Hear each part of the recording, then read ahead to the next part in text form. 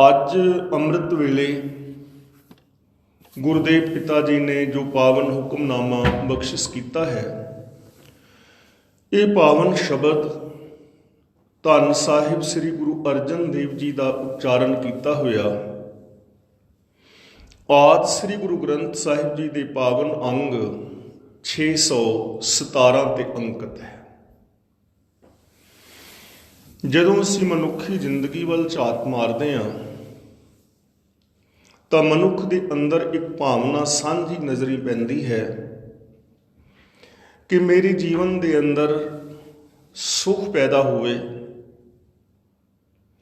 ਔਰ ਉਹ ਸੁਖ ਫਿਰ ਕਦੇ ਮੁੱਕੇ ਨਾ, ਉਹ ਸੁਖ ਸदैव ਹੀ ਰਹੇ। ਆਮ ਅਸੀਂ ਦੇਖਦੇ ਹਾਂ ਸੁੱਖ ਦੁੱਖ ਆਉਂਦੇ ਰਹਿੰਦੇ ਨੇ, ਜਾਂਦੇ ਰਹਿੰਦੇ ਨੇ, ਔਰ ਬਹੁਤਾਤ ਗਿਣਤੀ ਜੋ ਹੈ ਮਨੁੱਖ ਮਾਤਰ ਦੀ ਚਿੰਤਾਵਾਂ ਔਰ ਦੁੱਖਾਂ ਕਲੇਸ਼ਾਂ ਦੇ ਅੰਦਰ ਘਿਰੀ ਰਹਿੰਦੀ ਹੈ।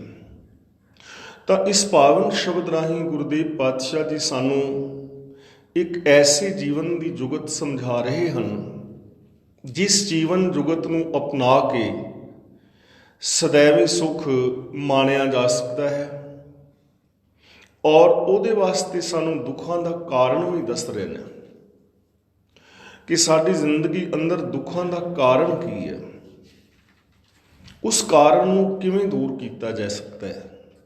ਜੇ ਦੁੱਖਾਂ ਦਾ ਕਾਰਨ ਖਤਮ ਹੋ ਜਾਏ ਤਾਂ ਫਿਰ ਸदैव ਸੁੱਖ ਮਿਲ ਸਕਦਾ ਹੈ। ਐਸਾ ਕਿਵੇਂ ਹੋਏਗਾ, ਗੁਰਦੇਵ ਪਾਤਸ਼ਾਹ ਜੀ ਸਾਨੂੰ ਸਮਝਾ ਰਹੇ ਹਨ।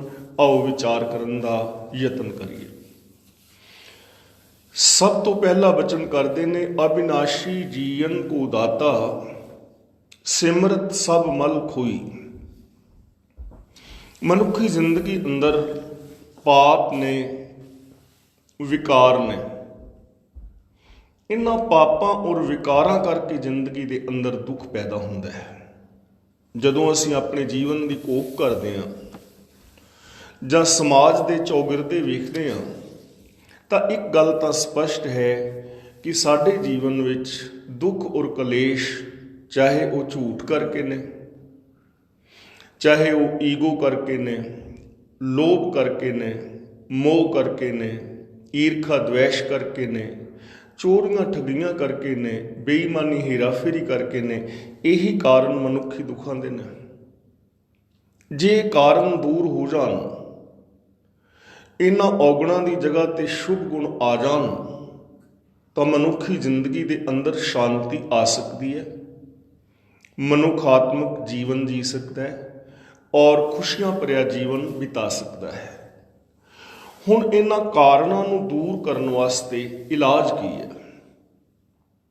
ਇਹਨਾਂ ਵਿਕਾਰਾਂ ਦੀ ਮੈਲ ਨੂੰ ਦੂਰ ਕਰਨ ਦਾ ਇਲਾਜ ਦੱਸਦੇ ਨੇ, ਸਿਮਰਤ ਸਭ ਮਲ ਖੋਈ।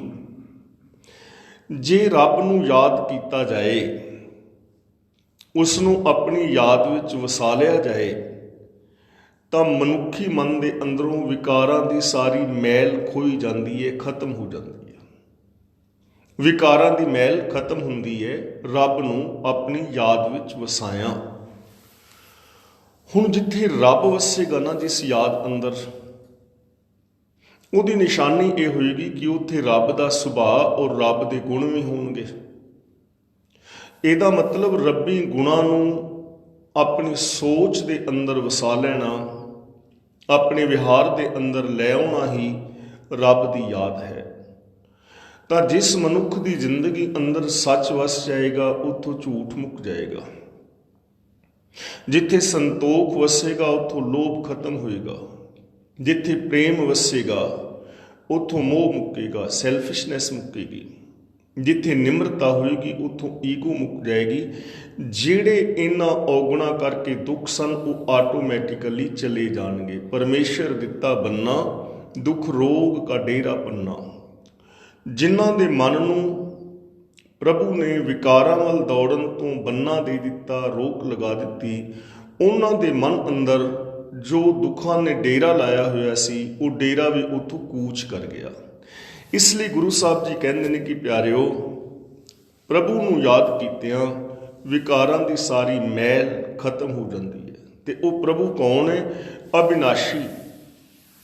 ਅਬਿਨਾਸ਼ੀ ਹੈ। ਉਸ ਦਾ ਕਦੇ ਵਿਨਾਸ਼ ਨਹੀਂ ਹੋਣਾ, ਉਹ ਸदैव ਹੈ।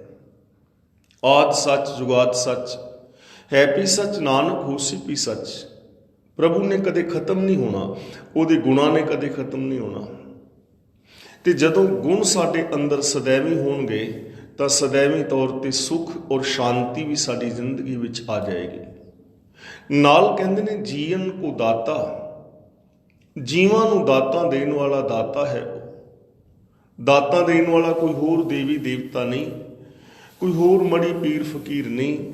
ਜੀਵਾਂ ਨੂੰ ਦਾਤਾਂ ਦੇਣ ਵਾਲਾ ਦਾਤਾ ਕੇਵਲ ਔਰ ਕੇਵਲ ਇੱਕ ਪ੍ਰਭੂ ਹੈ। ਔਰ ਉਸਨੇ ਕਿੰਨੀਆਂ ਦਾਤਾਂ ਦਿੱਤੀਆਂ ਨੇ, ਇਹਦਾ ਕਦੇ ਅੰਤ ਵੀ ਨਹੀਂ ਪਾਇਆ ਜਾ ਸਕਦਾ। ਅਨੰਤ ਦਾਤਾਂ ਨੇ। ਦੇਖੋ ਧਰਤੀ ਹੈ, ਇਸ ਧਰਤੀ ਦੇ ਉੱਤੇ ਕਿੰਨੇ ਫਲ ਨੇ, ਕਿੰਨੇ ਫੁੱਲ ਨੇ, ਕਿੰਨੇ ਕਿਸਮ ਦਾ ਅਨਾਜ ਹੈ, ਕਿੰਨੇ ਕਿਸਮ ਦੀਆਂ ਧਾਤਾਂ ਨੇ, ਕਿੰਨੇ ਸਾਰੇ ਤੱਤ ਨੇ, ਨਦੀਆਂ ਨੇ, ਨਾਲੇ ਨੇ, ਦਰਿਆ ਨੇ, ਝੀਲਾਂ ਨੇ, ਵਨਸਪਤੀ ਹੈ, ਪਹਾੜ ਨੇ, ਇਹਦੇ ਵਿੱਚ ਸੋਨੇ ਚਾਂਦੀ ਦੀਆਂ ਖਾਨਾਂ ਨੇ, ਕਿੰਨਾ ਕੁਛ ਕੇਵਲ ਇੱਕ ਐਸ ਧਰਤੀ ਤੇ ਹੈ ਜਿਹਦਾ ਅੰਤ ਨਹੀਂ।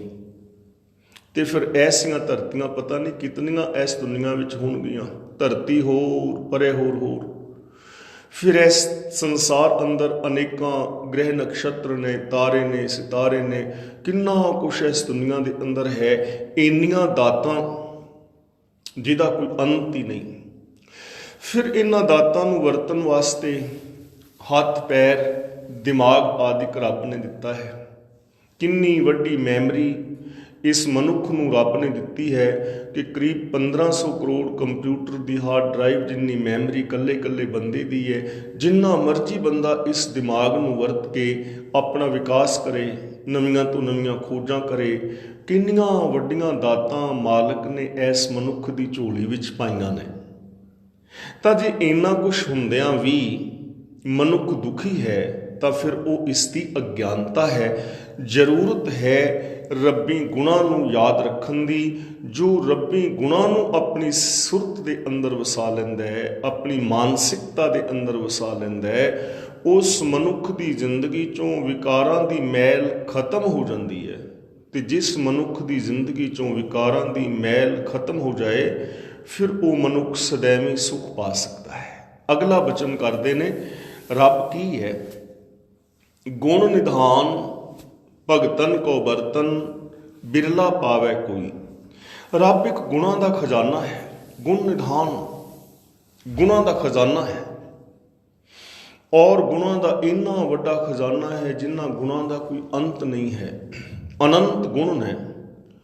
ਔਰ ਫਿਰ ਇੱਕ ਗੁਣ ਦੀ ਵੀ ਕੋਈ ਸੀਮਾ ਨਹੀਂ ਹੈ। ਇੱਕ ਗੁਣ ਦਾ ਜਿੰਨਾ ਮਰਜ਼ੀ ਬੰਦਾ ਵਿਸਥਾਰ ਕਰ ਲਵੇ ਉਹਦੀ ਕੋਈ ਸੀਮਾ ਨਹੀਂ ਹੈ। ਸੱਚ ਬੋਲੀ ਜਾਓ ਤਾਂ ਸੱਚ ਦੀ ਕੋਈ ਸੀਮਾ ਨਹੀਂ ਹੈ ਕਿ ਜ਼ਿਆਦਾ ਸੱਚ ਬੋਲਣ ਦੇ ਨਾਲ ਸੱਚ ਖਤਮ ਹੋ ਜਾਏਗਾ।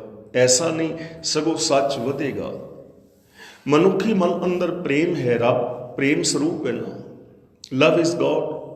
ਪ੍ਰੇਮ ਹੀ ਪ੍ਰਮਾਤਮਾ ਹੈ। ਤੇ ਪ੍ਰੇਮ ਦੀ ਕੋਈ ਸੀਮਾ ਨਹੀਂ ਹੈ ਕਿ ਜੇ ਅਸੀਂ ਪਰਸਪਰ ਪ੍ਰੇਮ ਦੇ ਨਾਲ ਰਹਾਂਗੇ, ਆਪਣੇ ਪਰਿਵਾਰ ਨਾਲ, ਆਪਣੇ ਸੱਜਣਾ ਮਿੱਤਰਾਂ, ਰਿਸ਼ਤੇਦਾਰਾਂ ਨਾਲ, ਸਮਾਜ ਨਾਲ ਜੇ ਅਸੀਂ ਪ੍ਰੇਮ ਕਰਾਂਗੇ ਤਾਂ ਪ੍ਰੇਮ ਤੇ ਖਤਮ ਹੋ ਜਾਏਗਾ। ਐਸਾ ਨਹੀਂ ਹੈ। ਪ੍ਰੇਮ ਅਸੀਮ ਹੈ, ਅਨੰਤ ਹੈ। ਜਿੰਨਾ ਮਰਜ਼ੀ ਪ੍ਰੇਮ ਦੇ ਨਾਲ ਰਹੋ, ਦਇਆ ਜਿੰਨੀ ਮਰਜ਼ੀ ਕਰੋ, ਸੇਵਾ ਸਹਿਯੋਗ ਇੱਕ ਦੂਜੇ ਦਾ ਜਿੰਨਾ ਮਰਜ਼ੀ ਕਰੋ। ਕਿ ਇਹ ਗੁਣ ਖਤਮ ਹੋਣ ਵਾਲੇ ਨੇ? ਨਹੀਂ। ਇਕੱਲਾ ਗੁਣ ਜਿੰਨਾ ਮਰਜ਼ੀ ਇਸ ਦਾ ਕੋਈ ਵਿਸਥਾਰ ਕਰ ਲਵੇ, ਜਿੰਨਾ ਮਰਜ਼ੀ ਇੱਕ ਗੁਣ ਨੂੰ ਹੀ ਵਧਾ ਲਵੇ, ਕੋਈ ਅੰਤ ਨਹੀਂ। ਤਾਂ ਉਹਦੇ ਵਿੱਚ ਅਨੰਤ ਗੁਣ ਨੇ। ਅਨੰਤ ਗੁਣਾਂ ਦਾ ਖਜ਼ਾਨਾ ਹੈ। ਪਰ ਉਸ ਖਜ਼ਾਨੇ ਨੂੰ ਵਰਤਦਾ ਕੌਣ ਹੈ? ਭਗਤਨ ਕੀ ਬਰਤਨ। ਬਰਤਨ ਦਾ ਮਤਲਬ ਹਰ ਵੇਲੇ ਕੰਮ ਆਉਣ ਵਾਲੀ ਚੀਜ਼, ਪੂੰਜੀ।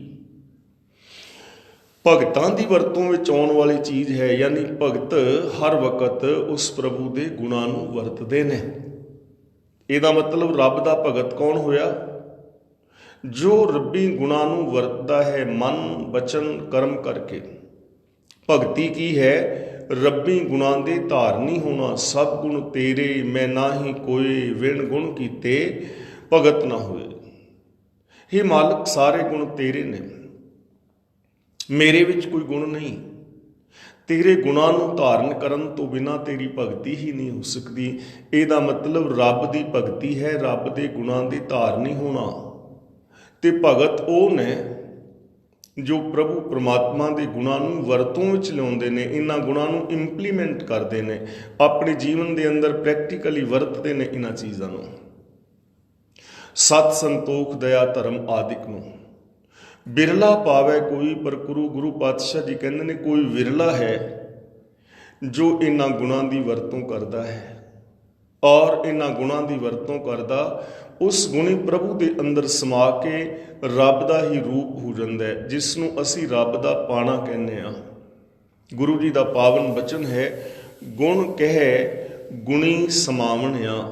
ਜੋ ਗੁਣ ਕਹਿੰਦਾ ਹੈ, ਗੁਣਾਂ ਦੀ ਗੱਲ ਕਰਦਾ ਹੈ, ਗੁਣਾਂ ਬਾਰੇ ਸੋਚਦਾ ਹੈ, ਗੁਣਾਂ ਵਾਲਾ ਵਿਹਾਰ ਕਰਦਾ ਹੈ, ਉਹ ਗੁਣੀ ਰੱਬ ਦੇ ਅੰਦਰ ਸਮਾ ਕੇ ਰੱਬ ਦਾ ਹੀ ਰੂਪ ਹੋ ਜਾਂਦਾ ਹੈ।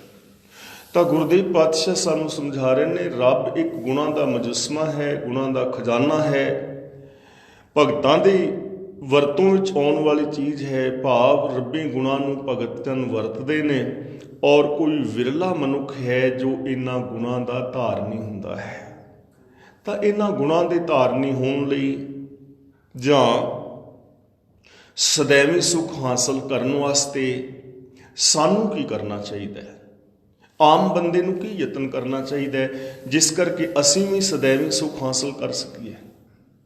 ਕਿਉਂਕਿ ਇਹ ਪੋਸੀਬਿਲਿਟੀ ਹਰ ਇਨਸਾਨ ਦੇ ਅੰਦਰ ਹੈ, ਇਹ ਸੰਭਾਵਨਾ ਹੈ ਕਿ ਦੁਨੀਆ ਦਾ ਹਰ ਇਸਤਰੀ ਪੁਰਸ਼ ਬੱਚੀ ਬੱਚਾ ਜਵਾਨ ਸੁਖੀ ਔਰ ਸ਼ਾਂਤ ਰਹਿ ਸਕੇ। ਐਸੀ ਬਣਤਰ ਹੈ, ਐਸੀ ਸੰਭਾਵਨਾ ਹੈ। ਉਹਦੇ ਵਾਸਤੇ ਕਰਨਾ ਕੀ ਹੈ? ਗੁਰਦੇਵ ਕਹਿੰਦੇ ਹਨ, ਮੇਰੇ ਮਨ ਜਪ ਗੁਰ ਗੋਪਾਲ ਪ੍ਰਭ ਸੋਈ।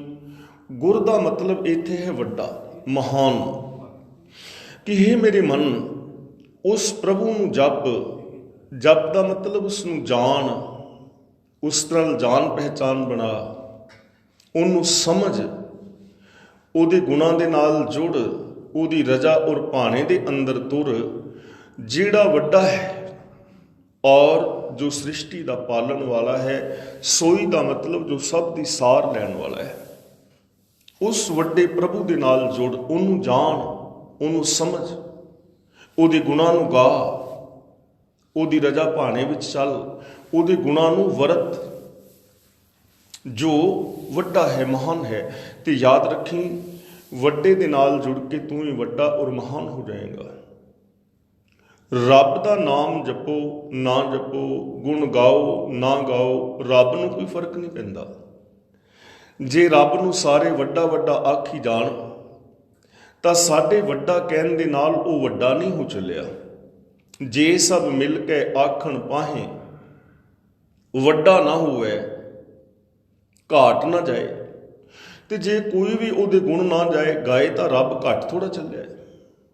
ਸਾਡੇ ਗੁਣ ਗਾਣ ਨਾਲ ਰੱਬ ਘੱਟ ਨਹੀਂ ਚੱਲਿਆ, ਛੋਟਾ ਨਹੀਂ ਹੋ ਚੱਲਿਆ, ਔਰ ਸਾਡੇ ਗੁਣ ਗਾਣ ਨਾਲ ਰੱਬ ਵੱਡਾ ਨਹੀਂ ਹੋ ਚੱਲਿਆ। ਤਾਂ ਇਹਦਾ ਮਤਲਬ ਫਿਰ ਅਸੀਂ ਗੁਣ ਗਾਣੇ ਕਿਉਂ ਨੇ? ਜਦੋਂ ਸਾਡੇ ਗੁਣ ਗਾਣ ਨਾਲ ਰੱਬ ਨੂੰ ਕੋਈ ਫਰਕ ਨਹੀਂ ਪੈਣਾ, ਨਾ ਉਹਨੇ ਵੱਡਾ ਹੋਣਾ ਨਾ ਛੋਟਾ ਹੋਣਾ, ਸਾਨੂੰ ਫਿਰ ਗੁਣ ਗਾਣ ਦਾ ਫਾਇਦਾ ਕੀ ਹੈ, ਲਾਭ ਕੀ ਹੈ? ਅਸਲ ਦੇ ਅੰਦਰ ਸਾਨੂੰ ਲਾਭ ਇਹ ਹੈ ਕਿ ਜੋ ਵੱਡੇ ਦੇ ਗੁਣ ਗਾਉਂਦਾ ਹੈ, ਜੋ ਗੁਣਾਂ ਦੇ ਨਾਲ ਜੁੜਦਾ ਹੈ, ਆਪ ਵੱਡਾ ਹੋ ਜਾਂਦਾ ਹੈ। ਜਿਵੇਂ ਘਰ ਦੇ ਅੰਦਰ ਕੋਈ ਰੁੱਖ ਦਰਖਤ ਹੋਏ ਨਾ, ਕੋਈ ਕਿੱਕਰ ਵਗੈਰਾ, ਤੇ ਨਾਲ ਅਸੀਂ ਕੋਈ ਕੱਦੂ ਵਗੈਰਾ ਦੀ ਵੱਲ ਲਗਾਈ ਹੋਏ, ਤੇ ਉਸ ਕਿੱਕਰ ਨੂੰ ਵੱਲ ਦੇ ਨਾਲ ਕੋਈ ਮਤਲਬ ਨਹੀਂ, ਵੱਲ ਉਸ ਕਿੱਕਰ ਦੇ ਨਾਲ ਜੁੜੇ ਜਾਂ ਨਾ ਜੁੜੇ, ਕਿੱਕਰ ਨੂੰ ਕੀ ਫਰਕ ਪੈਂਦਾ ਹੈ? ਪਰ ਜੇ ਉਸ ਵੱਲ ਦਾ ਸੰਬੰਧ ਕਿੱਕਰ ਦੇ ਨਾਲ ਜੋੜ ਦਿੱਤਾ ਜਾਏ ਨਾ, ਤੇ ਕਿੱਕਰ ਦੇ ਚਫੇਰੇ ਵਲੇਂਗਣੇ ਮਾਰਦੀ ਹੋਈ ਵੱਲ ਉੱਚੀ ਹੋ ਜਾਂਦੀ ਹੈ, ਉਹ ਵੀ ਉੱਚੀ ਹੋ ਜਾਂਦੀ ਹੈ। ਇਸ ਲਈ ਜਦੋਂ ਅਸੀਂ ਰੱਬੀ ਗੁਣਾਂ ਦੇ ਨਾਲ ਜੁੜਾਂਗੇ ਨਾ, ਗੁਣ ਗਾਵਾਂਗੇ, ਸਾਡੇ ਹਿਰਦੇ ਵਿੱਚ ਸਾਡੀ ਸੋਚ ਅੰਦਰ ਗੁਣ ਵਸਣਗੇ, ਤਾਂ ਸਾਡੀ ਸ਼ਖਸੀਅਤ ਮਹਾਨ ਹੋ ਜਾਏਗੀ, ਅਸੀਂ ਆਪ ਉਸ ਵਰਗੇ ਹੋ ਜਾਵਾਂਗੇ। ਇਸ ਲਈ ਉਸ ਵੱਡੇ ਦੇ ਗੁਣ ਗਾਣੇ ਨੇ। ਗੋਪਾਲ ਸ੍ਰਿਸ਼ਟੀ ਨੂੰ ਪਾਲਣ ਵਾਲਾ ਹੈ। ਜਦੋਂ ਅਸੀਂ ਪਾਲਣ ਵਾਲੇ ਦੇ ਗੁਣ ਗਾਵਾਂਗੇ, ਸਾਡੀ ਜ਼ਿੰਦਗੀ, ਸਾਡੀ ਸੋਚ ਅੰਦਰ ਇਹ ਚੀਜ਼ ਵਸੇਗੀ ਕਿ ਰੱਬ ਤੇ ਪਾਲਣਾ ਕਰਨ ਵਾਲਾ ਹੈ, ਸਭ ਜੀਵਾਂ ਦੀ ਪਾਲਣਾ ਕਰ ਰਿਹਾ ਹੈ। ਤੇ ਜਿਸ ਦੇ ਨਾਲ ਸਾਡਾ ਪ੍ਰੇਮ ਹੈ, ਜੇ ਉਹ ਪਾਲਣਾ ਕਰ ਰਿਹਾ ਹੈ, ਤਾਂ ਫਿਰ ਅਸੀਂ ਕਿਸੇ ਦਾ ਵਿਨਾਸ਼ ਨਹੀਂ ਕਰਾਂਗੇ। ਜੇ ਰੱਬ ਪਾਲਣਾ ਕਰਨ ਵਾਸਤੇ ਕਿਸੇ ਨੂੰ ਦਾਤ ਦੇ ਰਿਹਾ ਹੈ ਤਾਂ ਅਸੀਂ ਉਹਦੀ ਦਾਤ ਖੋਵਾਂਗੇ ਨਹੀਂ, ਅਸੀਂ ਕਿਸੇ ਦਾ ਘਰ ਢਾਵਾਂਗੇ ਨਹੀਂ, ਅਸੀਂ ਕਿਸੇ ਦੇ ਘਰ ਨੂੰ ਅੱਗ ਲਗਾ ਕੇ ਸਾੜਾਂਗੇ ਨਹੀਂ, ਅਸੀਂ ਕਿਸੇ ਦੀ ਪ੍ਰੋਪਰਟੀ ਨਹੀਂ ਬਰਬਾਦ ਕਰਾਂਗੇ, ਅਸੀਂ ਕਿਸੇ ਦੀ ਜਾਨ ਨਹੀਂ ਲਵਾਂਗੇ। ਸਗੋਂ ਸਾਡੇ ਅੰਦਰ ਵੀ ਪ੍ਰਤਪਾਲਣਾ ਵਾਲਾ ਗੁਣ ਆਏਗਾ। ਅਸੀਂ ਵੀ ਕਿਸੇ ਨੀਵੇਂ ਦੀ ਜੋ ਪਿੱਛੇ ਰਹਿ ਗਿਆ ਹੈ ਆਰਥਿਕ ਤੌਰ 'ਤੇ, ਸਰੀਰਕ ਤੌਰ 'ਤੇ, ਮਾਨਸਿਕ ਬੌਧਿਕ ਤੌਰ 'ਤੇ, ਅਸੀਂ ਵੀ ਉਹਦੀ ਸਹਾਇਤਾ ਕਰਾਂਗੇ। ਸੋਈ ਸਾਰ ਲੈਣ ਵਾਲਾ ਹੈ। ਤਾਂ ਜਦੋਂ ਅਸੀਂ ਸਾਰ ਲੈਣ ਵਾਲੇ ਗੁਣ ਨੂੰ ਗਾਵਾਂਗੇ, ਸਾਡੇ ਅੰਦਰ ਵੀ ਸਾਰ ਲੈਣ ਵਾਲਾ ਗੁਣ ਆਏਗਾ। ਬੰਦਾ ਵੀ ਬੰਦੇ ਦੀ ਸਾਰ ਲਏਗਾ। ਅੱਜ ਅਸੀਂ ਦੇਖਦੇ ਹਾਂ ਕਿਤਨੇ ਮਾਂ-ਬਾਪ ਨੇ ਜੋ ਰੁਲ ਰਹੇ ਨੇ, ਬੱਚੇ ਉਹਨਾਂ ਦੀ ਸਾਰ ਨਹੀਂ ਲੈਂਦੇ। ਬਿਰਧ ਆਸ਼ਰਮ ਵਿੱਚ ਬਜ਼ੁਰਗ ਰੁਲ ਰਹੇ ਨੇ, ਘਰਾਂ ਦੇ ਅੰਦਰ ਬਜ਼ੁਰਗ ਰੁਲ ਰਹੇ ਨੇ, ਬੱਚੇ ਸਾਰ ਨਹੀਂ ਲੈ ਰਹੇ। ਜਦੋਂ ਰੱਬੀ ਗੁਣਾਂ ਦੇ ਨਾਲ ਜੁੜਨਗੇ ਨਾ ਤਾਂ ਉਹ ਆਪਣੇ ਬਜ਼ੁਰਗਾਂ ਦੀ, ਆਪਣੇ ਮਾਂ-ਬਾਪ ਦੀ ਸਾਰ ਲੈਣਗੇ। ਮਾਂ-ਬਾਪ ਆਪਣੇ ਬੱਚਿਆਂ ਦੀ ਸਾਰ ਲੈਣਗੇ। ਕਿਤਨੇ ਐਸੇ ਬੱਚੇ ਨੇ ਜੋ ਬਿਨਾਂ ਮਾਂ-ਬਾਪ ਤੋਂ ਰੁਲ ਰਹੇ ਨੇ, ਮਾਂ-ਬਾਪ ਛੱਡ ਕੇ ਚਲੇ ਗਏ ਨੇ। ਕਿਤਨੇ ਭੈਣ ਭਰਾ ਨੇ ਇੱਕ ਦੂਜੇ ਤੋਂ ਦੂਰ ਨੇ। ਕਿਤਨੇ ਐਸੇ ਲੋਕ ਨੇ ਜੋ ਰੋਟੀ ਕੱਪੜੇ ਔਰ ਮਕਾਨ ਦੀਆਂ ਲੋੜਾਂ ਤੋਂ ਵਾਂਝੇ ਨੇ। ਜਦੋਂ ਸੋਈ ਦੇ ਨਾਲ, ਸਾਰ ਲੈਣ ਵਾਲੇ ਦੇ ਨਾਲ ਬੰਦਾ ਜੁੜੇਗਾ ਨਾ, ਇਹ ਵੀ ਬੰਦੇ ਦੀ ਸਾਰ ਲਵੇਗਾ, ਜ਼ਿੰਦਗੀ ਦੇ ਅੰਦਰ ਸੁੱਖ ਆਉਣਗੇ। ਇਸ ਲਈ ਗੁਰੂ ਜੀ ਕਹਿੰਦੇ ਨੇ, ਹੇ ਮੇਰੇ ਮਨਾ, ਉਸ ਵੱਡੇ ਪ੍ਰਭੂ ਨੂੰ ਜਪ ਜੋ ਸੰਸਾਰ ਦਾ ਪਾਲਣਹਾਰ ਹੈ, ਜੋ ਸਭ ਦੀ ਸਾਰ ਲੈਣ ਵਾਲਾ ਹੈ।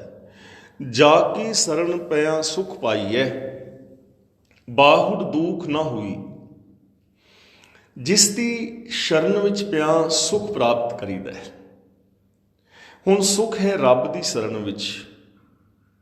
ਰੱਬ ਦੀ ਸ਼ਰਨ ਦੇ ਅੰਦਰ ਪਿਆ ਸੁਖ ਮਿਲ ਸਕਦਾ ਹੈ। ਰੱਬ ਦੀ ਸ਼ਰਨ ਦਾ ਮਤਲਬ ਰੱਬੀ ਰਜ਼ਾ ਵਿੱਚ ਤੁਰਨਾ, ਰੱਬ ਦੇ ਭਾਣੇ ਵਿੱਚ ਤੁਰਨਾ, ਰੱਬ ਦੀ ਰਜ਼ਾ ਵਿੱਚ, ਰੱਬ ਦੇ ਭਾਣੇ ਦੇ ਅੰਦਰ ਤੁਰਨਾ, ਹੁਕਮ ਦੇ ਅੰਦਰ ਤੁਰਨਾ।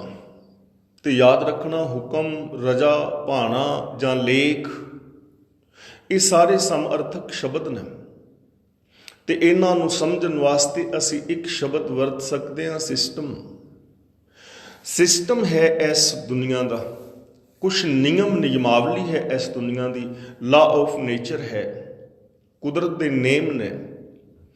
ਉਹਨਾਂ ਨੇਮਾਂ ਨੂੰ ਸਮਝ ਕੇ, ਉਹਨਾਂ ਨੇਮਾਂ ਮੁਤਾਬਕ ਜ਼ਿੰਦਗੀ ਜੀਣੀ ਹੀ ਰੱਬੀ ਰਜ਼ਾ ਹੈ, ਰੱਬੀ ਭਾਣਾ ਹੈ। ਸਿਸਟਮ, ਜਿਵੇਂ ਆ ਪੂਰੀ ਕਾਇਨਾਤ ਕਿਸੇ ਸਿਸਟਮ ਅੰਦਰ ਚੱਲ ਰਹੀ ਹੈ ਨਾ, ਕੋਈ ਨਿਯਮ ਨੇ, ਉਸ ਨਿਯਮਾਵਲੀ ਦੇ ਅੰਦਰ ਸਾਰੀ ਕਾਇਨਾਤ ਕੰਮ ਕਰ ਰਹੀ ਹੈ। ਚਾਹੇ ਵਨਸਪਤੀ ਹੈ ਤਾਂ ਉਹ ਕਿਸੇ ਨਿਯਮ ਦੇ ਅੰਦਰ ਉਗ ਰਹੀ ਹੈ, ਵੱਧ ਰਹੀ ਹੈ, ਫਲ ਰਹੀ ਹੈ, ਫੁੱਲ ਰਹੀ ਹੈ ਔਰ ਆਖਿਰ ਖਤਮ ਹੋ ਰਹੀ ਹੈ। ਯਾਨੀ ਨਿਕਾਸ, ਵਿਕਾਸ ਔਰ ਵਿਨਾਸ਼ ਕਿਸੇ ਨਿਯਮ ਦੇ ਅੰਦਰ ਹੋ ਰਿਹਾ ਹੈ। ਸੂਰਜ ਹੈ, ਚੰਦਰਮਾ ਹੈ, ਧਰਤੀ ਹੈ, ਅਨੰਤ ਆਕਾਸ਼ ਗੰਗਾਵਾਂ ਨੇ ਕਿਸੇ ਨਿਯਮ ਨਿਯਮਾਵਲੀ ਦੇ ਅੰਦਰ ਚੱਲ ਰਹੀਆਂ ਨੇ। ਪੌਣ, ਪਾਣੀ, ਬੈਸੰਤਰ ਕਿਸੇ ਨਿਯਮ ਦੇ ਅੰਦਰ ਵਹਿ ਰਹੇ ਨੇ।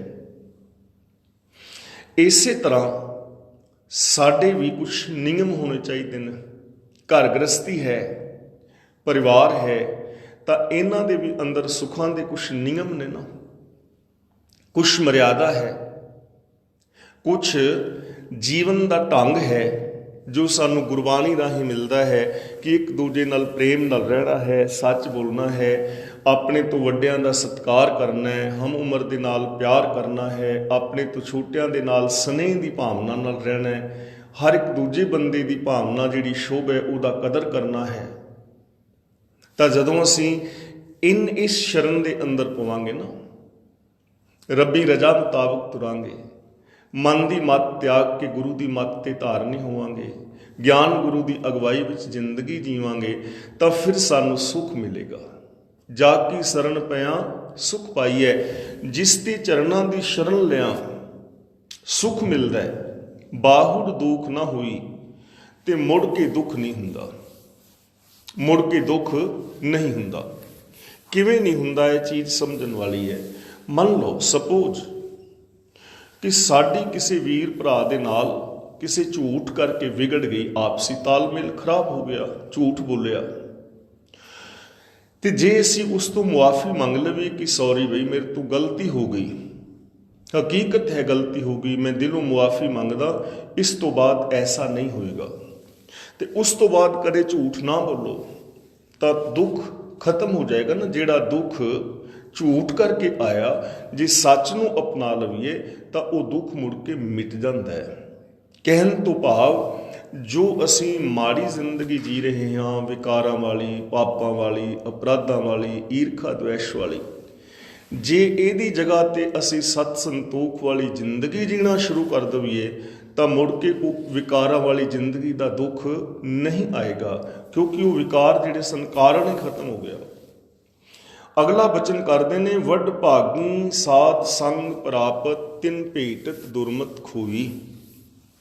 ਵੱਡ ਭਾਗੀ ਦਾ ਮਤਲਬ ਖੁਸ਼ਕਿਸਮਤੀ ਦੇ ਨਾਲ ਸਾਧ ਸੰਗਤ ਪ੍ਰਾਪਤ ਹੁੰਦੀ ਹੈ। ਹੁਣ ਇਹ ਗੁਣ ਸਾਨੂੰ ਕਿੱਥੋਂ ਮਿਲਣਗੇ?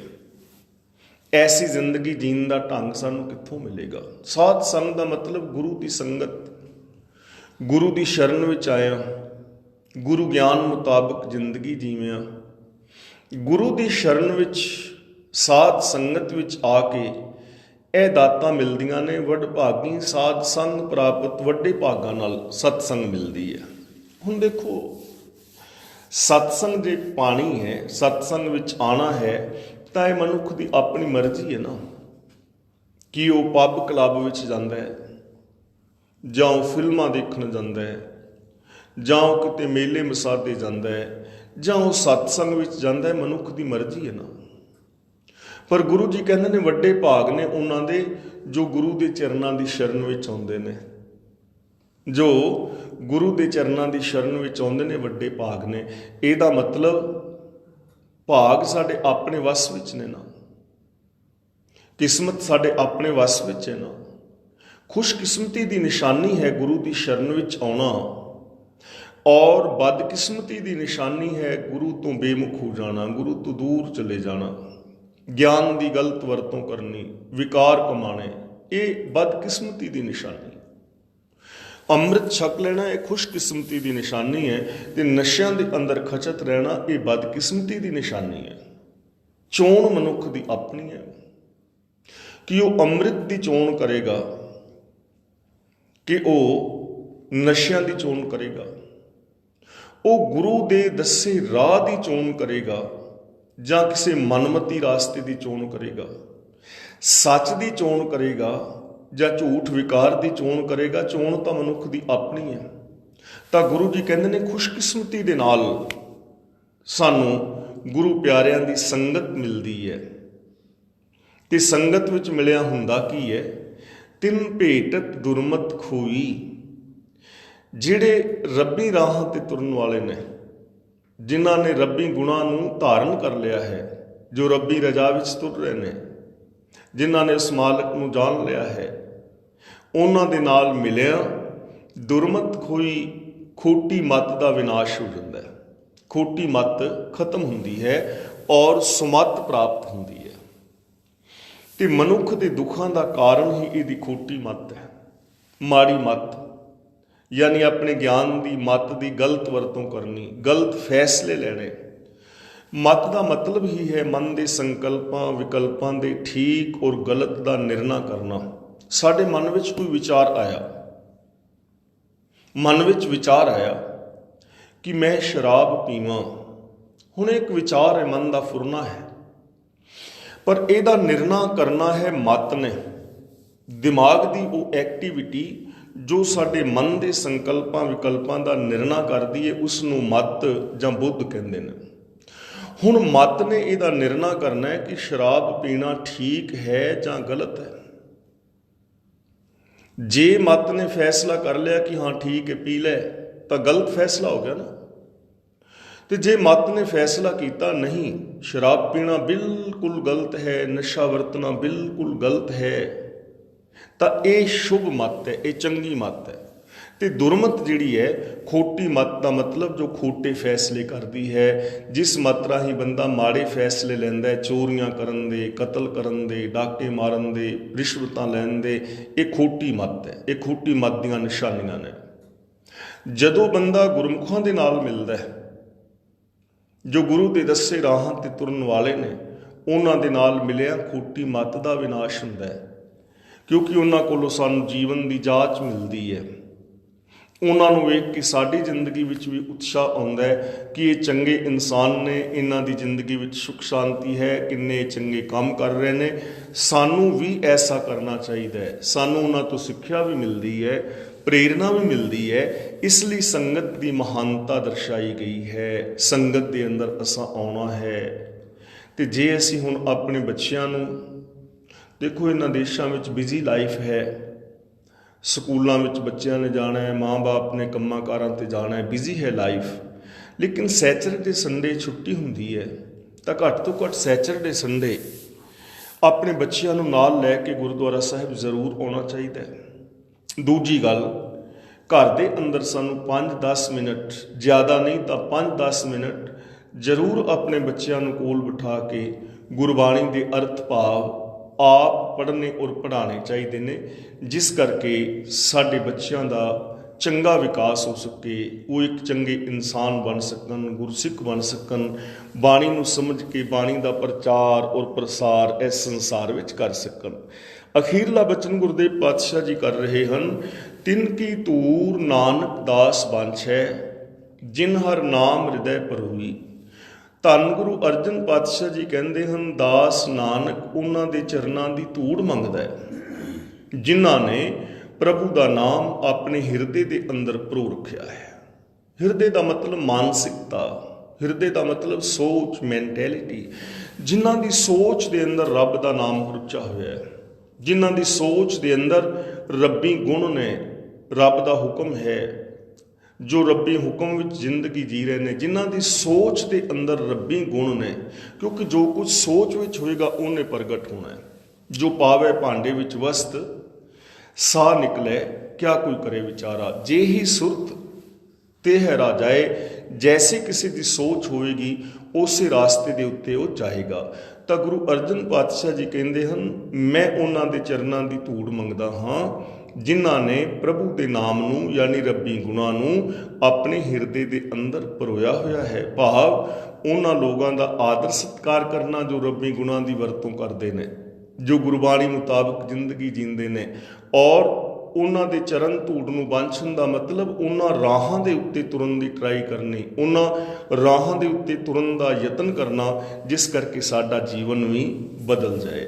ਤਾਂ ਗੁਰਬਾਣੀ ਅਨੁਸਾਰ ਜ਼ਿੰਦਗੀ ਜੀ ਕੇ ਹਰ ਇਨਸਾਨ ਸੁਖ ਔਰ ਸ਼ਾਂਤੀ ਪ੍ਰਾਪਤ ਕਰ ਸਕਦਾ ਹੈ। ਅਤੇ ਇਹ ਇੱਕ ਐਸਾ ਰਾਸਤਾ ਹੈ, ਜੇ ਇੱਕ ਵਾਰ ਗੁਰਬਾਣੀ ਮੁਤਾਬਕ ਜੀਵਨ ਬਣਾ ਲਿਆ ਜਾਏ ਨਾ, ਪਾਪ ਵਿਕਾਰ ਖਤਮ ਹੋ ਜਾਣ, ਸ਼ੁਭ ਗੁਣਾਂ ਵਾਲੀ ਜ਼ਿੰਦਗੀ ਆ ਜਾਏ, ਤਾਂ ਮਨੁੱਖੀ ਜ਼ਿੰਦਗੀ 'ਚੋਂ ਦੁੱਖ ਮੁੱਕ ਸਕਦੇ ਨੇ ਔਰ ਸदैवी ਸੁੱਖਾਂ ਦਾ ਆਨੰਦ ਹਰ ਮਨੁੱਖ ਮਾਣ ਸਕਦਾ ਹੈ। ਹੋਈਆਂ ਭੁੱਲਾਂ ਦੀ ਖਿਮਾ ਗੱਜ ਕੇ ਬੁਲਾਓ ਜੀ। ਵਾਹਿਗੁਰੂ ਜੀ ਕਾ ਖਾਲਸਾ, ਵਾਹਿਗੁਰੂ ਜੀ ਕੀ ਫਤਿਹ।